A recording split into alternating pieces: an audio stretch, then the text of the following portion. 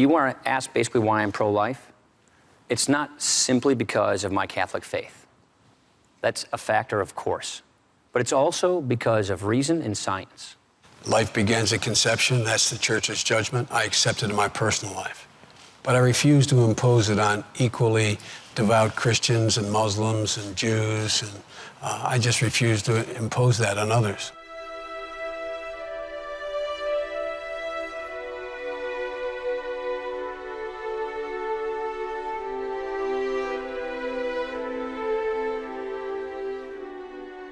I think in the earliest days of the abortion debate in the United States, if people had to guess which party would have embraced abortion, which one wouldn't have, people would have thought the Republicans would easily have embraced that, and the Democrats never would. So it's really the development of party politics around the issue of abortion is very interesting.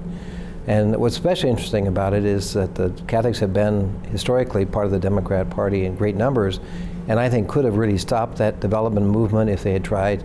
But they didn't, in order to accommodate people from the other side of the issue. It really is a big issue today, and I think what it requires of Catholics is a loyalty to the Church prior to their political party. You know, we are Catholics before we're Democrats, we're Catholics before we're Republicans.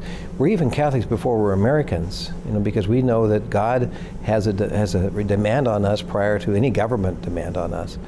And this has been the story of the martyrs through the centuries. That doesn't mean we're not good citizens, because being a good citizen means giving God his rights prior to the government making its claims upon us. So I think this is a very serious issue that requires absolute adherence on the part of Catholics. And if we don't stand united on this issue, we're bound to failure, not only in the area of protecting unborn human life, but in maintaining our religious freedom.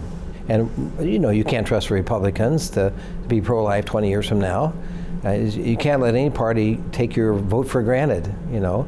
And that's unfortunately what's happened. I think many of the Democrats have thought they had Catholic votes for granted because they'll go with them no matter what the position of the party might be on abortion. That's why the position of the Democrat Party has gotten worse and worse and worse as time goes on, because Catholics haven't abandoned them as they moved in that direction.